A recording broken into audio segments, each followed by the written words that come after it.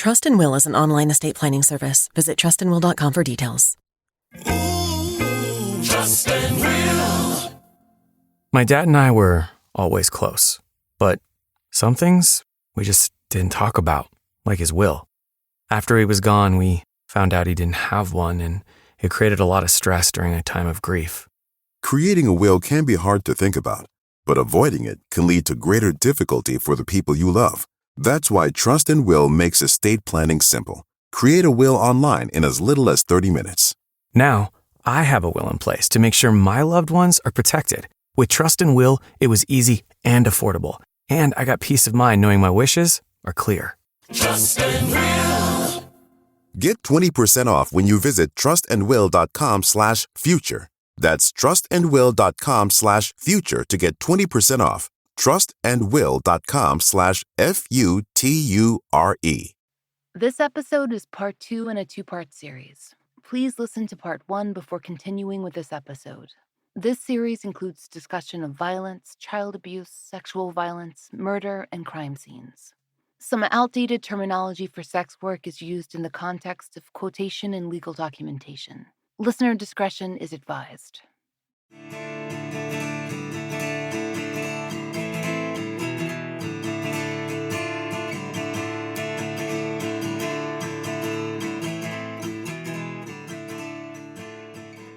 This is the fall line.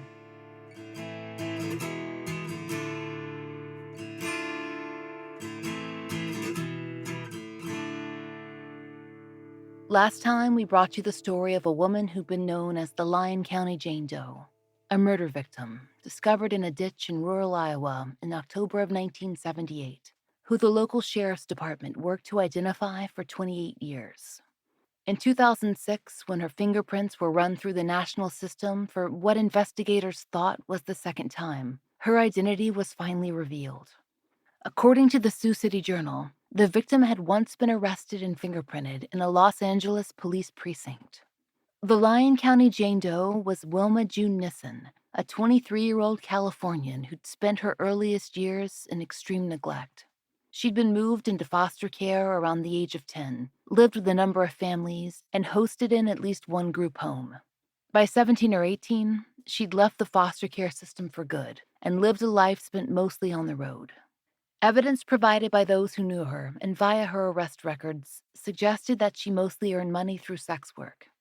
Wilma had several serious relationships. One of the earliest was with her first husband, Donald Wellington, with whom she left California.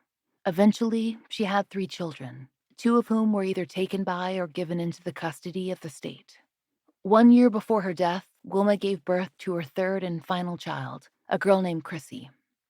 Per the Sioux City Journal, Wilma married Chrissy's father, Robert Irvin, in 1977, the same year Chrissy was born. Wilma was still traveling the U.S. then, but she was back in California at the time of Chrissy's birth and living near her final foster family, the Hosses. And so it was arranged that Chrissy would be adopted and raised by the Hosses. They had been older than the average parents when they cared for Wilma, and when Chrissy came into their lives, they were old enough to be her grandparents, great-grandparents even. Chrissy grew up knowing very little of Wilma. She imagined that her mother was out there somewhere, maybe with another family. She tried to find Wilma a few times, but didn't get far. However, a friend's mother actually helped Chrissy track down her biological father, who was able to fill in some gaps.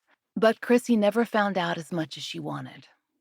The Lyon County Sheriff's Office is still trying to fill in gaps in Wilma's timeline, too.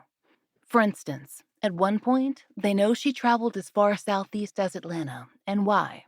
Detectives had spoken to friends as to Wilma's reasoning there, but how had she ended up in South Dakota and then in Iowa in 1978? What circumstances brought her into that area, somewhere near Sioux City or over the state line in Lyon County, where she was murdered? Chrissy has her own questions, but she never had much more than a name to go on, Wilma June, and a photo she'd found at the Haas's residence. It wasn't until 2006, when the Lyon County Jane Doe was identified, that things fell into place. That same friend's mother who'd found Chrissy's father One day she came to Chrissy and showed her the newspaper with Chrissy's mother's name in the headline. From that point on, Chrissy's life was a whirlwind. We talked to Chrissy about her discovery and everything that followed when we interviewed her in the summer of 2021. What do you remember about the media coverage at the time she was identified? When they identified her, I was in the process of relocating, and I didn't have internet at the time, and I don't even think I had a cell phone at the time. So I wasn't exactly easy to contact. I had an email, and that was it. And it wasn't super nationwide news. So the media was the occasional newspaper clipping I would see, or my correspondence between the Rock Rapids Police Department. So my view of it was pretty impressed with the way they treated her, with the way they cared about her and cared who she was. We don't always see such respectful articles about people's cases that we cover. It seemed like there was a general caring air about the articles that were written about Wilma. Overall, there was. There was one reporter that did a lot about my mom's case. She cared. I still talk to her sometimes. She was really good. That reporter was Dolly Butts. She authored many of the Sioux City Journal articles we've referenced in this series. Her cover of Wilma's identification and the findings that came after made our research into certain aspects of this case possible. When Wilma's identity was discovered, a service was held to put a proper nameplate in place. And this time, the cemetery's caretaker wasn't the only attendee. Can you tell me your experience of her memorial service? I did not go. The Holties were there, her first foster family. I did get grandparents out of this whole tragic situation. I did meet the most amazing people, and I consider them my grandparents. I always wanted grandparents when I was a little kid. It just took being an adult to get some. But they're great. From the photos, it looks like there were so many people there. Yeah. People who didn't even know her wanted to be part of her story and help her get justice. Yes.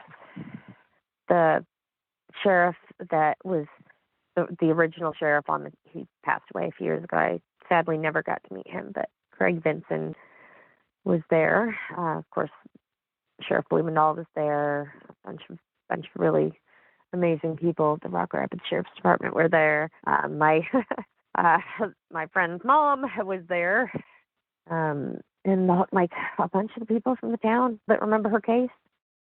Chrissy did eventually make it there to meet the people who had worked on Wilma's case. Testing was done to confirm that she was indeed Wilma's daughter, and then she made her way from California to Iowa, where she would speak with the investigators, see her mother's grave, and, eventually, be present at an exhumation.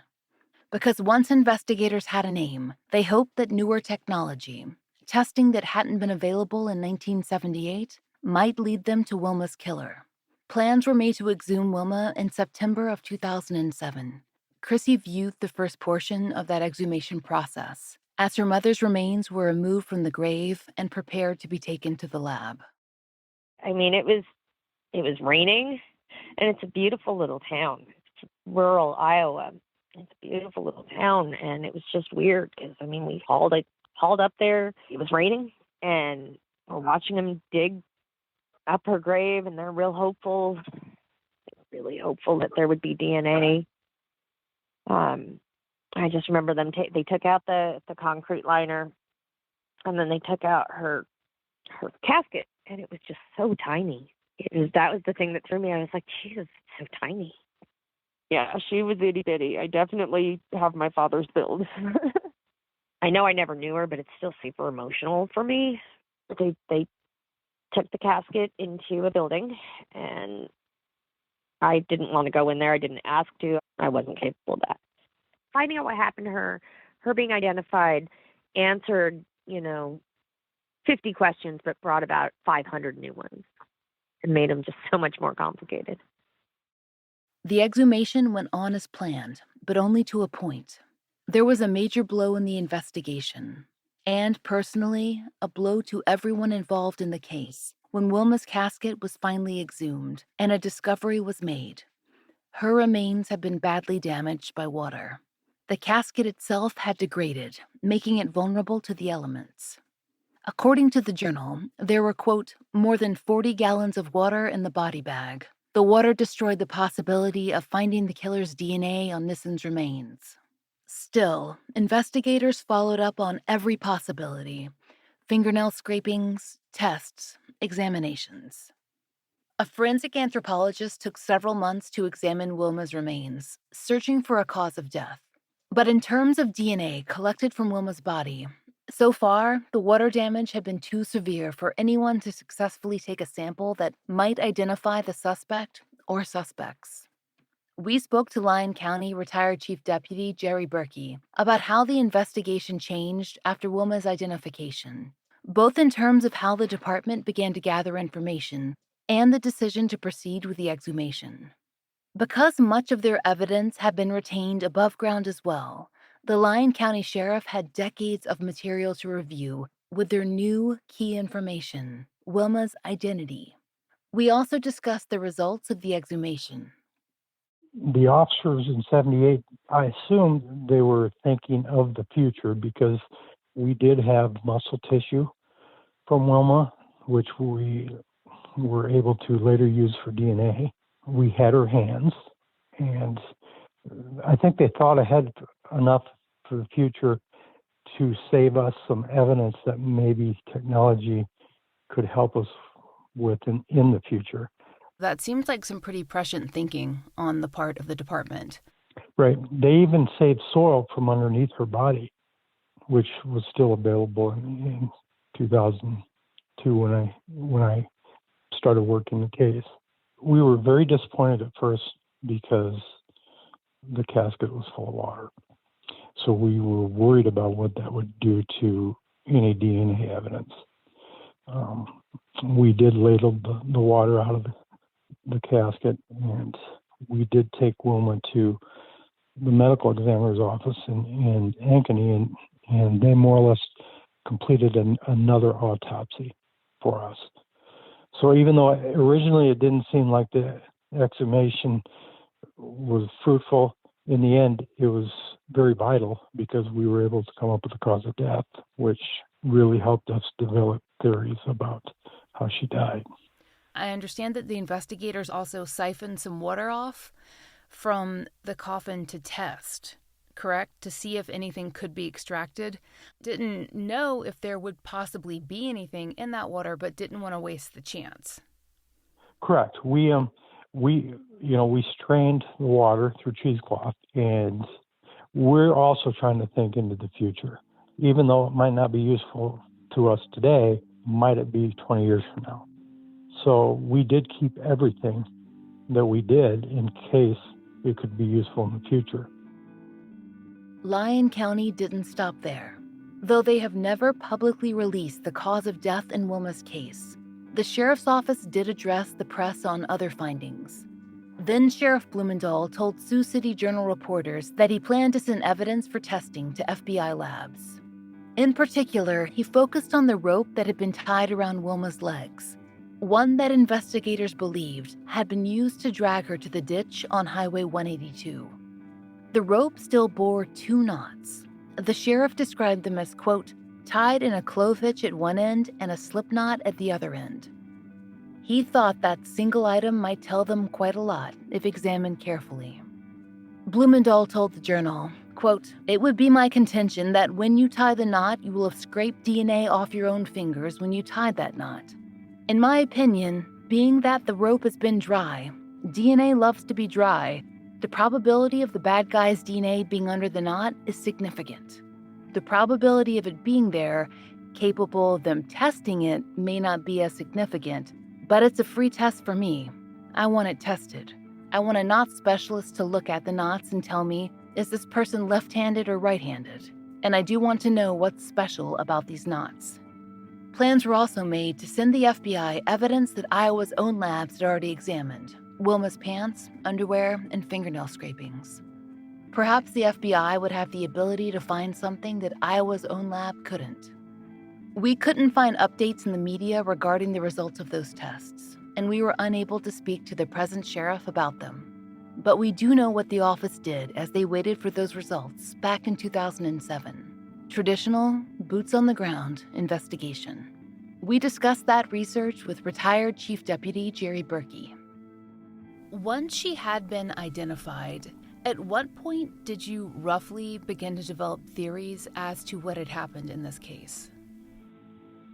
I would say theories about what happened in the case probably came after she was exhumed. I think between the time she was identified and up to the point of when she was exhumed, we concentrated on building a timeline for her, finding all the background we could for her. And that took some time. And reaching out to people, at one point there was fairly nationwide publicity about her identity, and we did have people from the West Coast calling and offering what they knew about her, and people that actually did know her. So we probably spent that first year, maybe year and a half, building her timeline, trying to find family members of hers. I have to imagine that building the timeline of someone, once you've identified them, who has moved around a whole lot, doesn't have much immediate family that's easy to identify, must have been quite difficult, even with some tips coming in. Is that one of the reasons that Lyon County mentioned in a couple of articles that they were looking for Wilma's ex-husband, Donald Wellington, trying to fill in some more places on the timeline? Yes.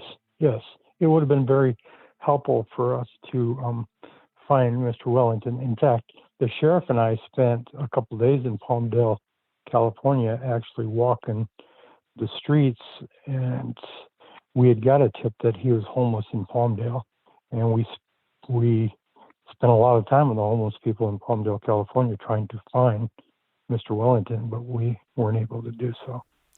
Do you know of any other people from Wilma's life who the sheriff might be still interested in finding today?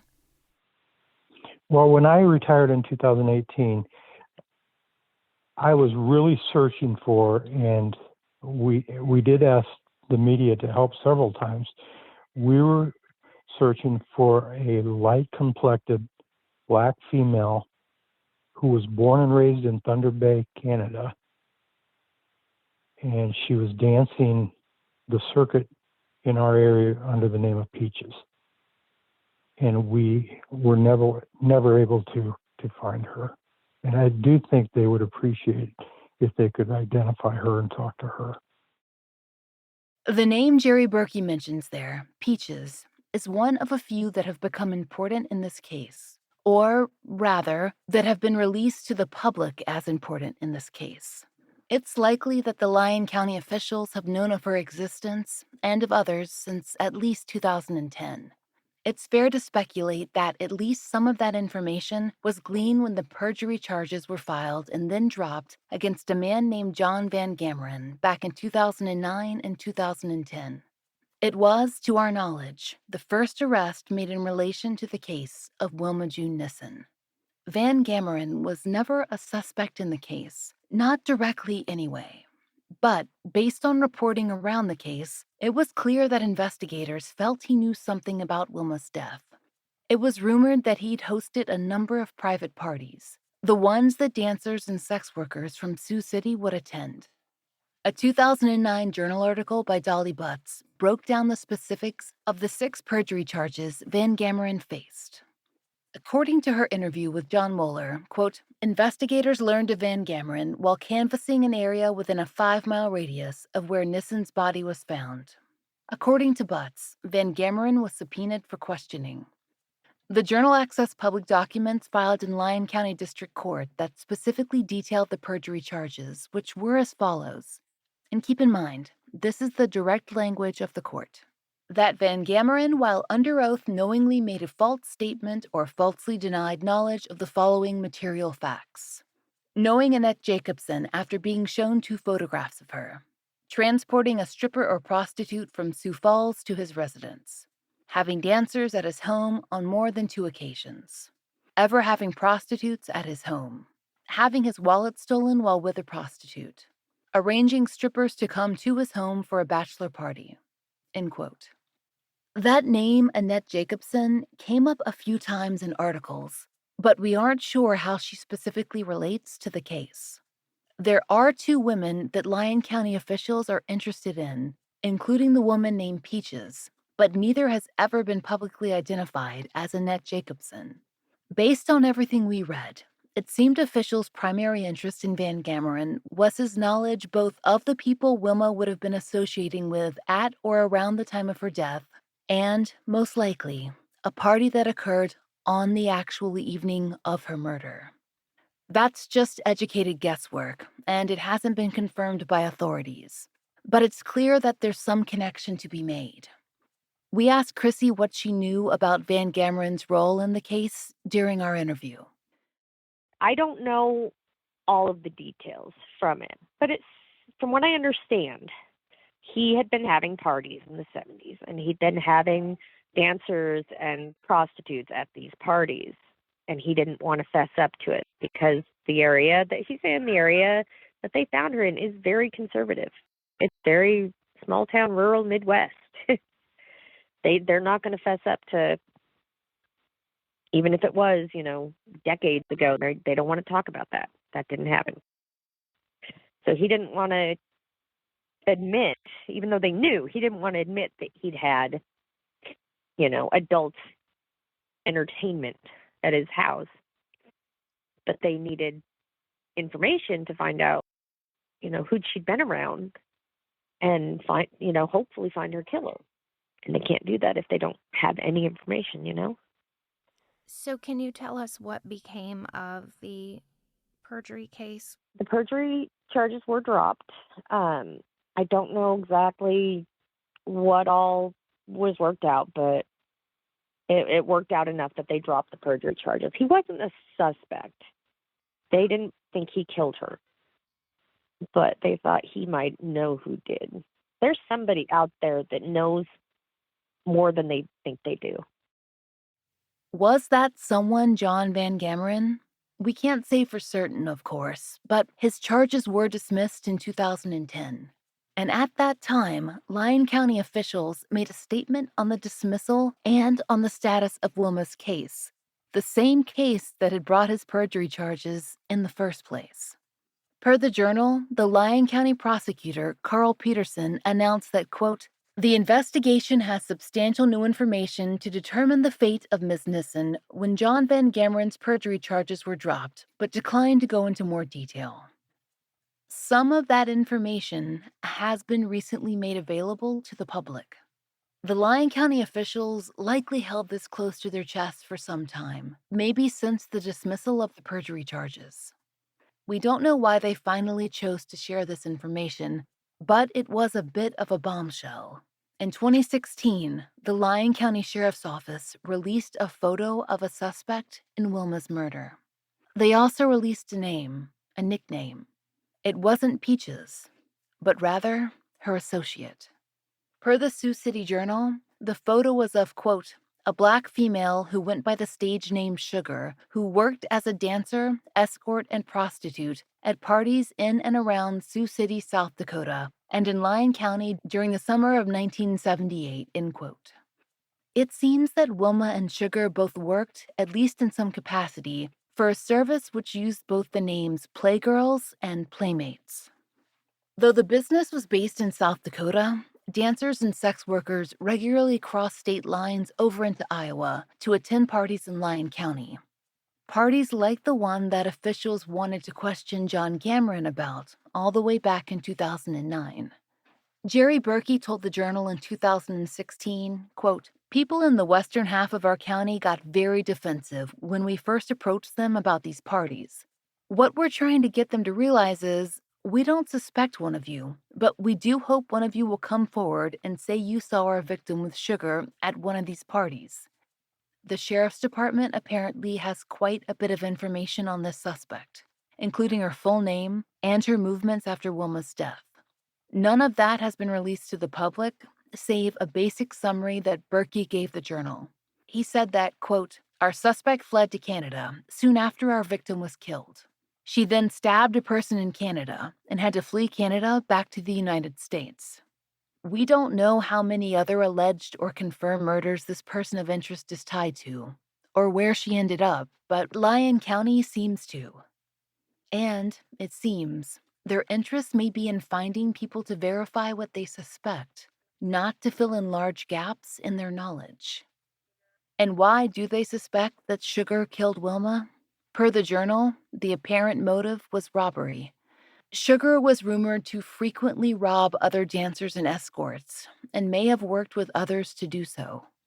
According to an earlier Sioux City Journal article, they've given repeated polygraphs to one suspect, who has failed, and they've gotten a pretty good sense of the order of events that occurred on the night that Wilma died. It seems, though, that Lyon County steadily developed a list of names. They certainly were able to obtain photos. And if they believe that Sugar killed Wilma, wouldn't it be reasonable to assume that she'd had help? If not in Wilma's actual murder, at least in dumping Wilma's body in the ditch on Highway 182? It doesn't seem likely that a lone woman could pull that off, not based on the way that Wilma was dragged and placed. But even more so, Lyon County law enforcement's continued interest in speaking to multiple people, including Peaches, who so far hasn't been found, seems to reinforce that scenario. We talked over the suspect pool with retired Chief Deputy Jerry Berkey. Investigators have released some information about the suspects in Wilma's death and the motive and the circumstances. What can you tell us about those aspects? I think if they could locate Peaches, it would go a long ways to verifying the theories. Until that happens, I don't know if the answer is going to be CODIS allowing amplified DNA in.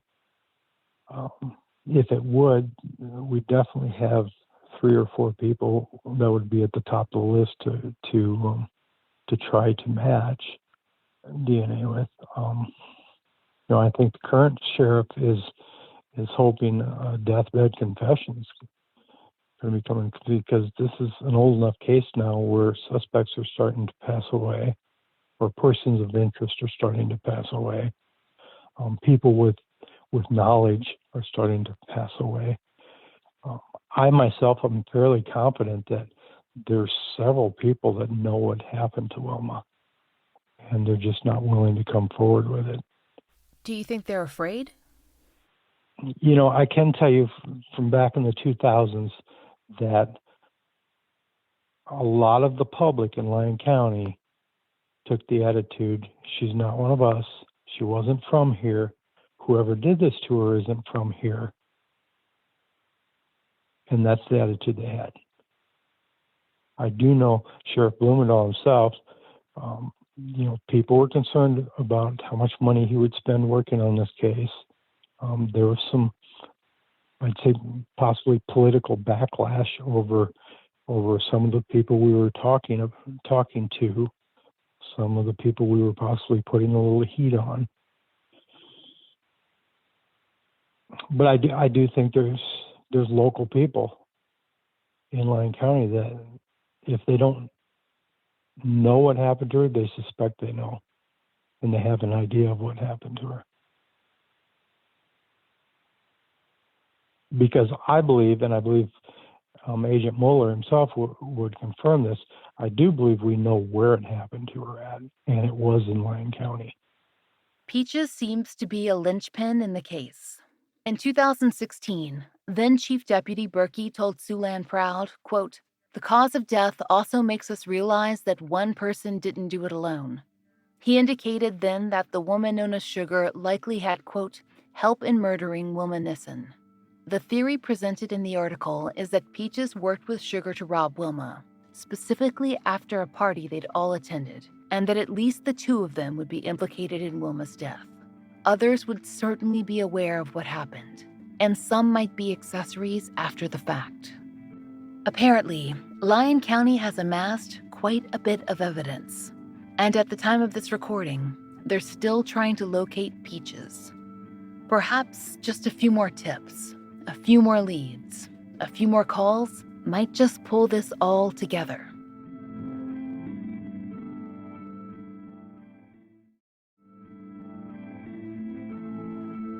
It seems like the former sheriffs and deputies of Lyon County never truly retire from Wilma June Nissen's case. Whether they knew her as the Lyon County Jane Doe or by her real name, they all keep coming back. To her grave when it was marked Our Girl, and then to give interviews about the case as experts, to join Chrissy when she asked in media outreach, to speak to podcasters. We asked Jerry Berkey how working on Wilma's case shaped him, how it stayed with him, even now when he's moved on to other work. I spent a lot of time on it, and I spent years on it, and it became personal. For instance, I don't like doing interviews. I don't like doing TV interviews, radio interviews, and I was asked to do one a couple of months ago. I told the sheriff, I'll come there and I'll help you, but I will not be on camera. But when I walked in the room, Chrissy was there. When I saw Chrissy, there's no way I wasn't going to do anything they asked. I can't imagine being Chrissy and growing up not knowing where your mother's at, and then finding out this happened to your mother. Chrissy was not, up until a couple of months ago, she wasn't kept in the loop real well. She wasn't shown pictures. She wasn't provided information that we had because it was a case we were working fairly hard. In my mind, it finally came to the point of she has a right to know, and I'm not a police officer anymore, so I can tell her what she wants to know, what I know, and the sheriff kind of agreed that if it came from me, we'd be okay. I just can't imagine being Chrissy. And I say Chrissy just because she's the only family member I know of. But for anybody out there to not know where their mother's at, what happened to their mother, it's just unfathomable. I wish we could tell her more. No matter what, Chrissy works with what information she has, and she keeps working. It's been that way for a long while, but especially in the last few years as she's turned to the internet for help, contacting podcasters, reaching out to Facebook groups, trying to attract the attention of armchair detectives and internet forums. Sometimes the reception has been welcoming and even helpful. Sometimes it's less so. I had someone on Reddit, where I've been fairly active with her case. I had people trolling me saying that I'm lying, that she's not my mother. Prove it. I'm going, how do I prove this? Someone went so far as to a group that I'd posted it in to put it's a thread, because I don't know how to Reddit. I'm old, And somebody actually put a thread in this saying, this person with my username is lying about being the daughter of a murder victim. I'm going, what? Seriously? So there have definitely been not good aspects of the Reddit forum. Yeah, people have been mostly really great. There's just been, there's going to be internet trolls no matter what. She gathers information and works on the case and keeps at it. It can feel strange. Sometimes this closeness that's developed, something she's only gotten to experience after her mother's death. She's close to this case. She's gotten to know Wilma that way, and she's seen some of her own life reflected back. It's not like I was close with her. I never even met her. And, even my husband doesn't understand why it bothers me so much. And sometimes I don't understand why it bothers me so much. Am I just being pure drama? But I wouldn't exist if it wasn't for her. She was my mother. Whether I knew her or not, we had way too much in common for me to not. I see a lot of parallels, There's a whole lot of things that I look back at my dumb choices, and I look at Wilma's dumb choices, and I go, how come she didn't get to live? If anyone deserved to, it was her, Yeah. There are parallels. Everything from the, same parents for a while.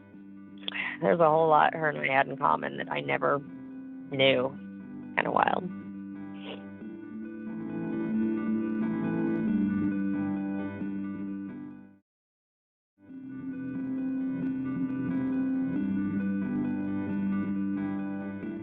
Chrissy set up her own Reddit forum to collect any information about her mother, tips, memories, anything that might come in.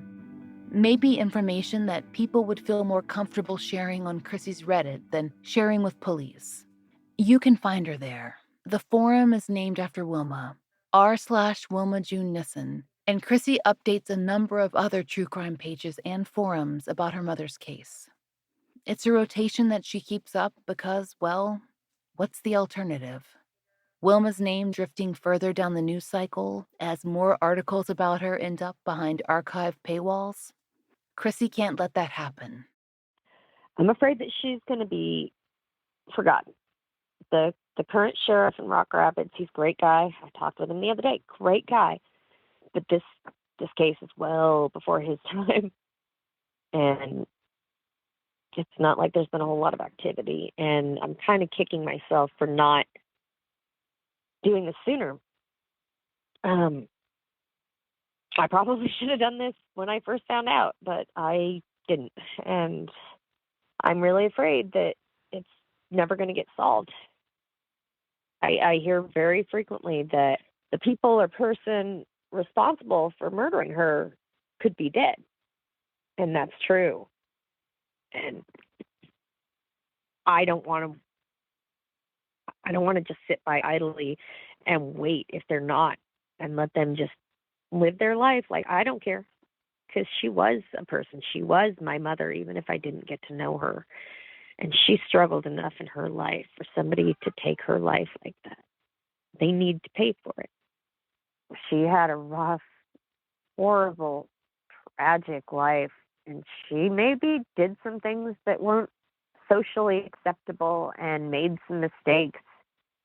She didn't deserve to end like that. She did not deserve to have her life taken from her. Where she got dumped is still a rural field now. Back then, someone dumped her there. If that person that found her body, they had tripped over her pretty much. They were laying phone cable, I believe, in a field in the middle of nowhere. If they weren't doing that, they would have never found her body. And whoever dumped her there knew that. She didn't deserve that. No matter how many mistakes anyone makes, they don't deserve that. And she may not have a whole lot of people that are alive that loved her, but there's a few of us, and I will do everything I can. I just want to know who, and I want to know why. If you have any information in the unsolved murder of Wilma June Nissen, please call the Lyon County Sheriff Department's Detective Amy Stoner at 712-472-8326, or send an email to amy.stoner@lyoncountyia.com. There's a $10,000 reward in Wilma's case. Visit Chrissy's Reddit forum, r/Wilma June Nissen, for updates on her case. And if you know of a case that should be covered on the Fall Line, there's a link to our case submission form in the show notes. Thank you for listening. The Fall Line is a fully independent show, and we appreciate listener support. It allows us to do research, obtain FOIA, pay our content advisors, and support and donate to the causes we care about. If you try out the products we advertise, please use our sponsor codes. It really helps. And if you'd like to support the show and the stories we cover, join us on Patreon. We raise Patreon funds to continue to fund the Millbrook Twins billboard and to build a therapy fund for families who've been on the show. Each and every one of our patrons helps us continue that work, and we're grateful for your help. On Patreon, you can get early release, ad-free versions of our regular episodes, plus blogs and videos for only $5 a month. We've added video live streams, which all patrons can enjoy, starting at just $1. The Fall Line is written, hosted, and researched by Laura Norton, with additional research by Brian Waters, Kim Fritz, and Kiana Burgess. Interviews by Brooke Hargrove. Produced, engineered, and scored by Maura Curry. Content advisement by Brandy C. Williams, Liv Fallon, and Vic Kennedy. And, as always, our most special thanks to Angie Dodd. Currently, our monthly donation is going to private investigations for the missing. Please, join us in supporting this nonprofit. They need funds to help families access the services of PIs.